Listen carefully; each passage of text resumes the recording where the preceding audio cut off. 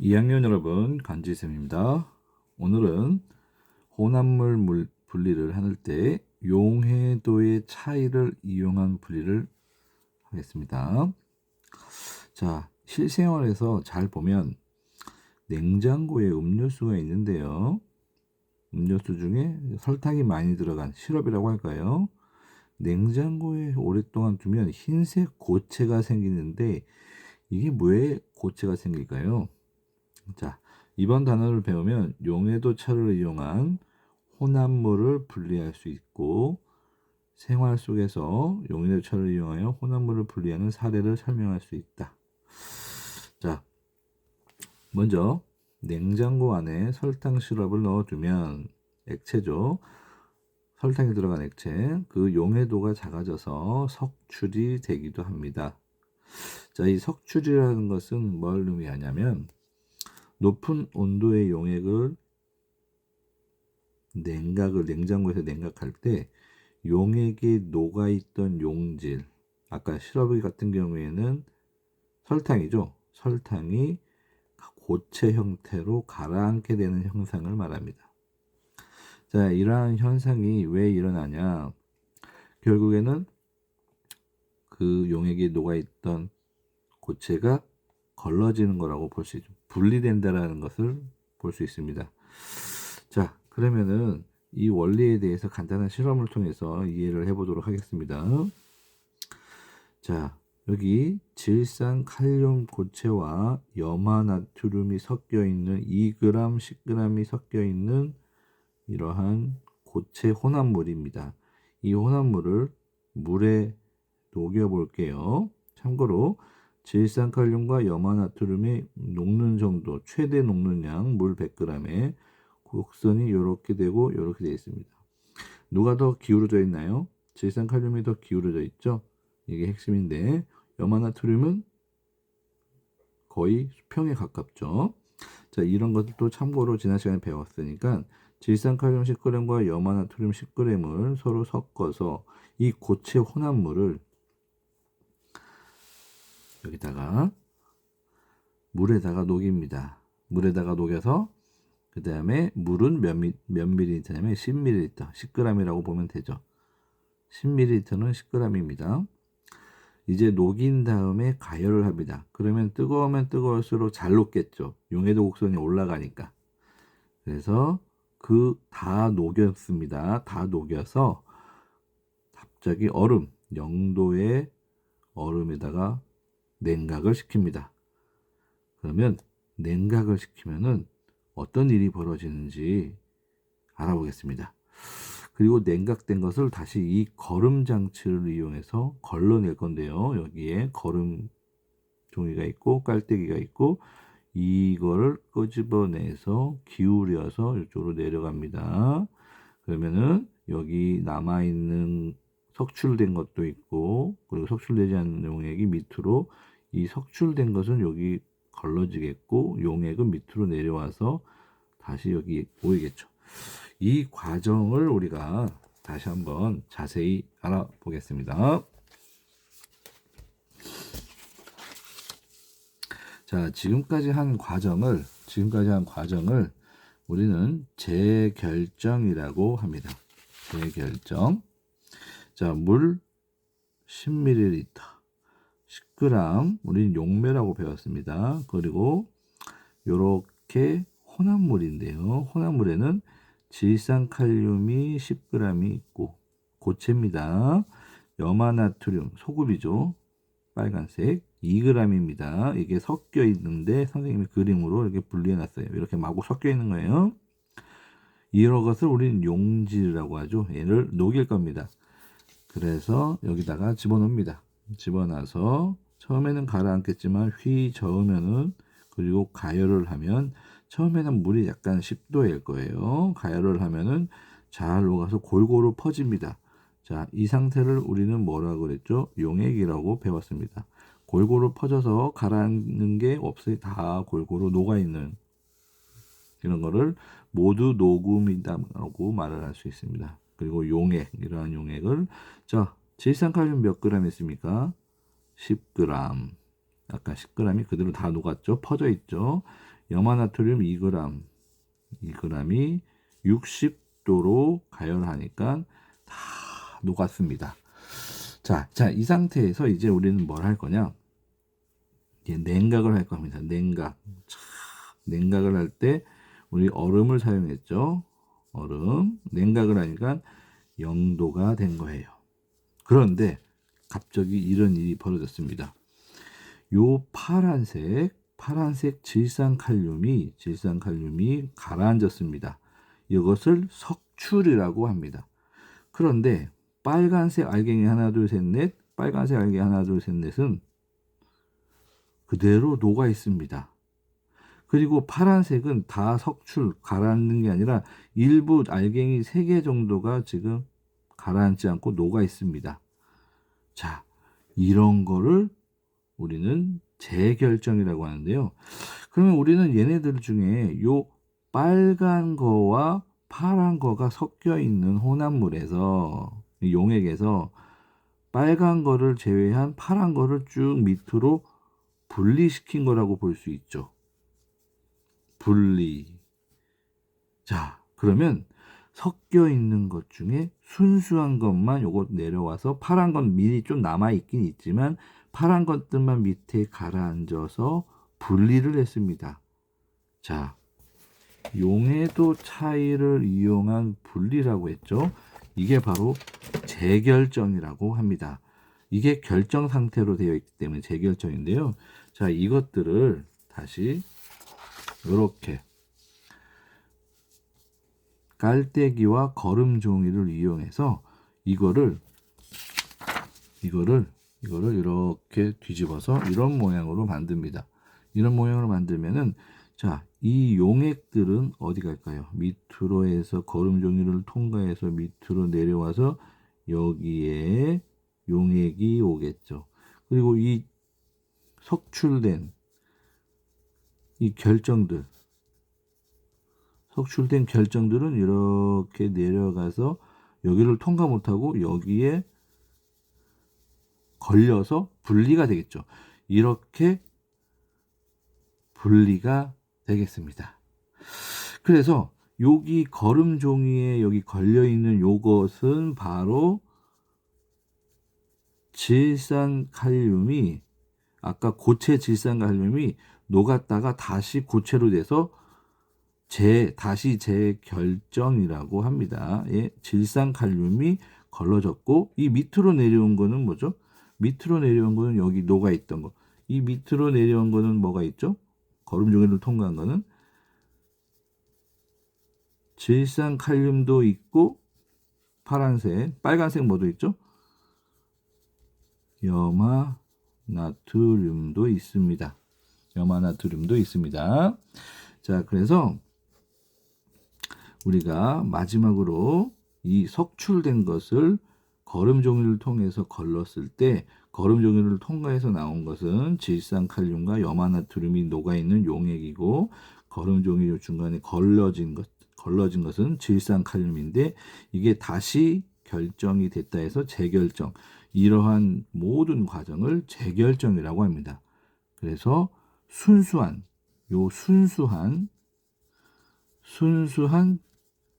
질산칼륨을 분리할 수 있다. 그래서 이런 거를 혼합물의 분리, 용해도 차를 이용한 혼합물의 분리라고 하는데요. 왜 용해도 차인지를 다시 알아보겠습니다. 자, 그럼 우리 용해도 곡선, 이거 먼저 우리가 알아볼게요. 자, 여기 지금 이 아까 10g 질산칼륨과 염화나트륨 2g이 다 녹아 있다고 그랬죠. 60도에서. 그러면은 먼저 이쪽으로 다시 오겠습니다. 이 용해도 곡선이라는 것은 물 100g에 해당하는 수치입니다. 자, 그럼 60도에서 쭉 올라갔더니 질산칼륨은 이만큼 최대로 녹일 수 있다고 합니다. 그러면 이거를 말로 표현하면 질산칼륨 용해도 60도일 때 110g을 녹일 수 있습니다. 요게 110g입니다. 물 몇 g일 때? 100g일 때. 그런데 우리는 지금 여기 물 몇 g이죠? 물 10g입니다. 그래서 이거를 비례식으로 바꿀 겁니다. 자, 물 100g에서 10g으로 바뀌면 110이 몇 g으로 되겠죠? 11g이 되는 거죠. 자, 이제 이 상태에서 이제 0도시로 냉각을 할 겁니다. 이렇게. 아까 냉각을 했죠? 냉각을 한다면 자, 0도일 때는 용해도 곡선의 요 값입니다. 약간 요 값에서 이 값이 몇 g일까요? 보니까 14g입니다. 물 100g일 때는 14g을 최대로 녹일 수 있습니다. 자, 그런데 우리는 물이 몇 g이죠? 10g이니까 바꿔야죠. 비례식으로. 물 10g일 때는 1.4g이 녹을 수 있는 겁니다. 1.4g. 최대로. 자, 그러면 우리는 이것을 이용해 볼게요. 자, 여기 가시면, 자, 보세요. 여기 60도일 때 질산칼륨은 몇 g 녹았죠? 10g 녹았죠. 10g 녹았습니다. 그런데 60도일 때 물 10g일 때 몇 g 녹일 수 있어요? 최대 11g 녹일 수 있죠. 그러면 얘는 11g을 녹일 수 있는데 최대 얘는 10g이니까 최대로 녹일 수 있는 것보다 작죠. 그럼 얘는 다 녹인 거예요. 다 녹인 건데 이제 0도로 내려왔습니다. 냉각을 하면 0도로 내려갔으면 이 질산칼륨은 몇 g 최대 녹일 수 있습니까? 여기에 1.4g만 녹일 수 있다고 그랬죠. 최대 1.4g. 그러면 최대 1.4g이니까 자, 질산칼륨은 여기서 0도에서 최대 몇 g을 녹일 수 있는 거예요. 1.4g을 녹일 수 있는데 요 안에는 지금 몇 g이 녹아 있나요? 10g이 녹아 있죠. 그래서 10g 중에 1.4g만 녹아 있고 나머지 8.6g은 밑으로 가라앉는 거예요. 얘가 뱉어낸 거라고 볼 수 있죠. 이거를 석출이라고 합니다. 자, 처음에 질산칼륨 10g을 녹였는데 쭉 0도로 냉각하니까 10g 중에 몇 g만 녹을 수 있나요? 0도에서 1.4g만 여기서 1.4g만 녹일 수 있다고 요 표에 의해서 나왔죠. 그러면 1.4g을 녹일 수 있기 때문에 최대로 그러면 1.4g보다 더 많은 것은 녹일 수가 없어서 밑으로 가라앉는 거예요. 그거를 석출이라고 하고 그 석출된 양을 8.6g이라고 한 겁니다. 자, 그래서 질산칼륨이 처음에 10g이었죠. 10g 중에 60도에서는 10g이 다 녹았어요. 60도에서는 11g을 녹일 수 있기 때문에 10g은 다 녹일 수 있죠. 그런데 0도에서는 1.4g밖에 녹일 수가 없어요. 그러면은 처음에 갖고 있던 10g 중에 1.3은 녹지만 8.6은 더 녹일 수 없어서 올라갈 수도 없고 여기서 내려올 수밖에 없잖아요. 그게 바로 석출이라고 하는데 8.6g이 석출된 겁니다. 그래서 8.6g을 얘가 지금 8.6g이라고 볼 수 있습니다. 자, 염화나트륨은 왜 떨어지지 않았을까요?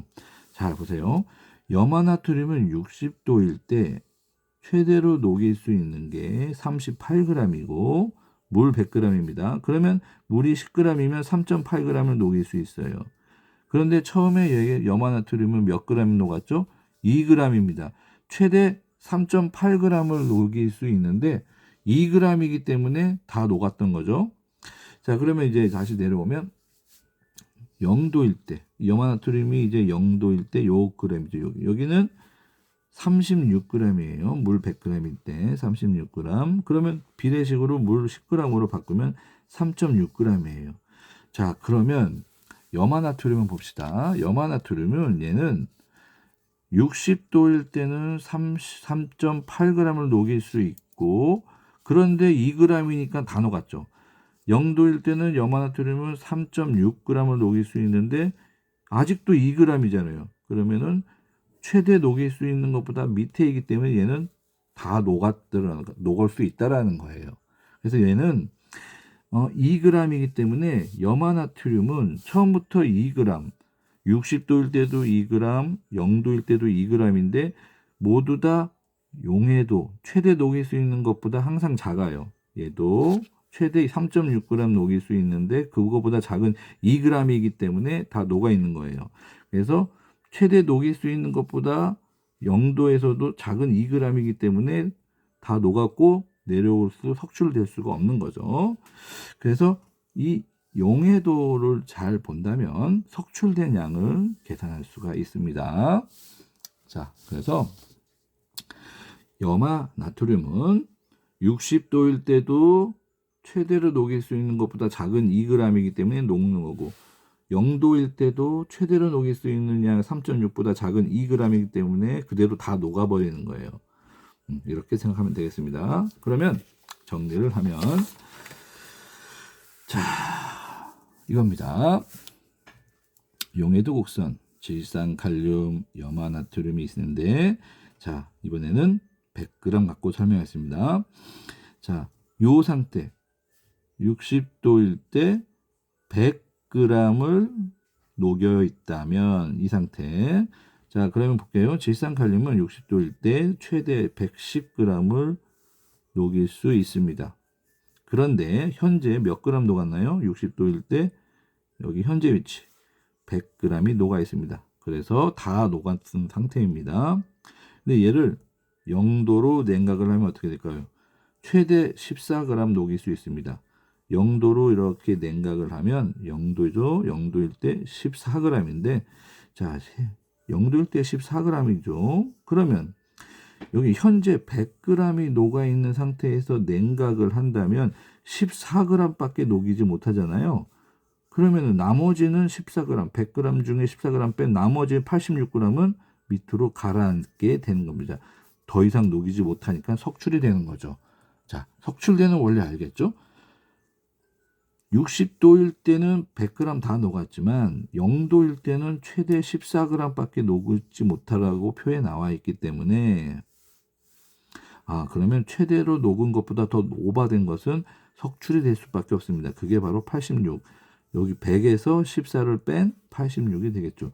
얘가 합쳐졌을 때 100g이 돼야 되니까요. 질량이 보존되려면. 자, 그리고 염화나트륨 볼까요? 염화나트륨은 재밌습니다. 염화나트륨은 지금 20g이 녹아 있죠. 60도에 20g이 녹아 있습니다. 자, 염화나트륨은 60도일 때 최대 38g 녹일 수 있어요. 쭉 갔을 때 여기 38g 녹일 수 있죠. 그런데 얘는 현재 60도일 때 20g이기 때문에 다 녹은 거예요. 석출되지 않은 상태예요. 그러면 얘를 현재 20도 녹아 있다라고 표현한 거예요.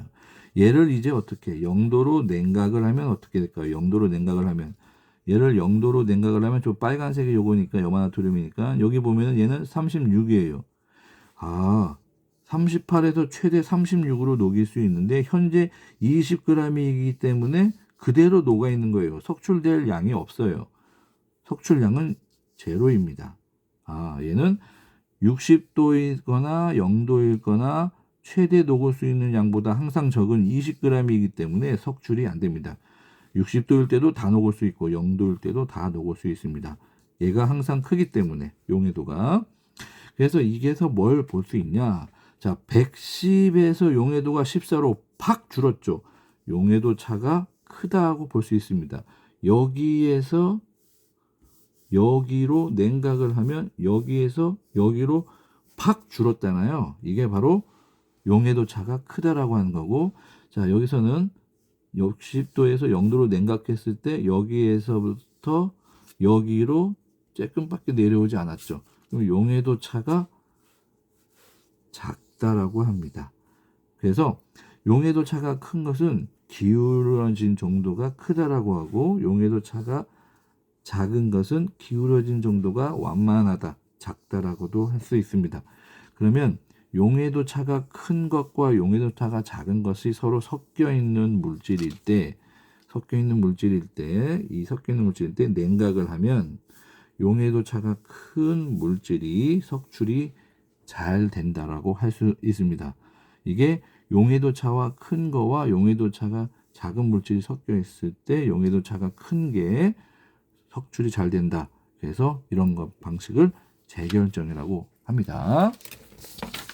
그래서 정리를 하면, 자, 2에서 석출된 고체 물질은 무엇입니까? 여기서 석출된 고체 물질은 질산칼륨 8.6g. 자, 거름 종이에 걸러진 물질은 질산칼륨이었고, 거름 종이를 통과한 것은 약간의 질산칼륨과 계속 녹아있던 염화나트륨입니다. 자, 거름 종이에 걸려있던 거, 요거 걸려서 못 내려오죠. 질산칼륨.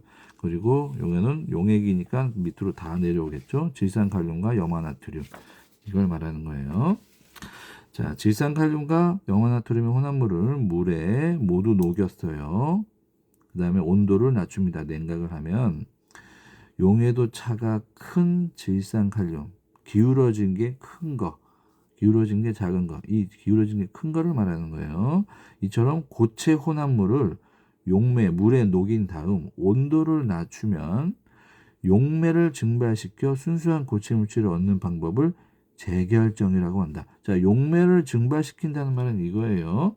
뭐냐면, 자, 여기서 이 용매, 물을 증발시킨다는 게, 물을 증발하면은 이제 이 물의 양이 줄어들면서 요거만 걸러내는데, 이 걸러내는 게 바로 이 거름 장치로 일하는, 물을 증발시키는 것과 똑같은 의미예요. 이쪽으로 내려오면은 얘를 걸르는 장치죠. 요 걸르는 장치가 이게 여기 주변에 있는 물이 내려간다는 거예요. 그래서 지금 이 상태를 말하는 겁니다. 이 상태를 용매를 증발시킨다는 거와 같은 말입니다. 그래서 순수한 고체 물질을 얻는 방법을 다시 고체됐다. 녹았던 물질이 다시 고체가 됐다. 그래서 재결정이라고 합니다. 자, 이런 재결정은 어디에 이용되냐면 바닷물에서 천일염이 있습니다. 천일염에서 순수한 소금을 얻을 수 있습니다. 자, 바닷물에는 이렇게 여러 가지 물질이 있는데 여기에 순수한 소금을 얻고 싶어요. 그러면 바닷물에서 천일염, 물을 증발시키면은 여러 가지 물질이 이렇게 있고 순수한 천일염이 이거예요. 자, 요 천일염을 다시 물에 녹입니다. 물에 녹여서 냉각을 합니다. 냉각을 하면은 여기 순수한 물질 천일염이 남아 있고 여기는 녹아 있겠죠. 이 천일염을 걸러주는 게 바로 재결정이라고 합니다. 그래서 순수한 고체 물질을 얻을 수 있는 방법은 재결정입니다. 자, 그래서 용해도차를 이용한 순수한 고체 물질을 얻는, 자, 용해도차, 여러 혼합물, 고체 혼합물이죠. 이런 여러 가지 고체들이 혼합된 물질을 물에 녹여서 다시 냉각해서 순수한 물질만 얻는 걸 재결정이라고 합니다. 그러면 용해도차가 큰 것과 작은 것 중 높은 온도의 용매를 모두 녹인 후 냉각하면 용해도차가 작은 물질이 석출된다? 자, 작은 물질은 석출이 안 되고 큰 물질이 석출됐죠. 그래서 틀린 말. 자, 불순물이 포함된 합성의약품 보세요. 불순물. 자, 그러면 이 고체 중에 여러 가지 이런 물질이 있는데 불순물이 있어요. 이 불순물을 제거하고 싶어요. 그러면 불순물을 제거하고 싶다면은, 자, 얘네들을 어떻게 물에 다 녹이겠죠. 동그라미 물에 다 녹이고 불순물이 있을 거 아닙니까? 그럼 이걸 냉각하면은 자, 불순물은 남아 있고 순수한 물질만 밑에 가라앉는 석출이 되겠죠. 그래서 이거를 걸러내면 얘와 불순물을 분리할 수 있는 거잖아요. 이렇게 합성의약품을 순수한 고체 물질, 이게 고체 혼합물이잖아요. 그래서 순수한 불순물을 제거한다는 것은 이걸 방법을 뭐라 그러죠? 물에 녹여서 냉각시켜서 재결정해서 이거를 거름장치로 걸러내서 순수한 우리 몸에 좋은 불순물을 없앤 순수한 의약품을 걸러내는 거. 이게 바로 재결정이라고 하는 겁니다. 그래서 여기 보면은 용해도차가 큰 물질과 용해도차가 작은 물질을 서로 물에 녹여서 냉각을 하면은 용해도차가 큰 게 가라앉죠. 이렇게 큰 물질이 가라앉고 얘는 이제 거름 종이로 덜러내면 됩니다. 이러한 방식을 재결정이라고 하겠습니다. 자, 재결정은 매우 어려울 수도 있지만 문제를 풀었다면 쉽게 이해할 수 있을 겁니다.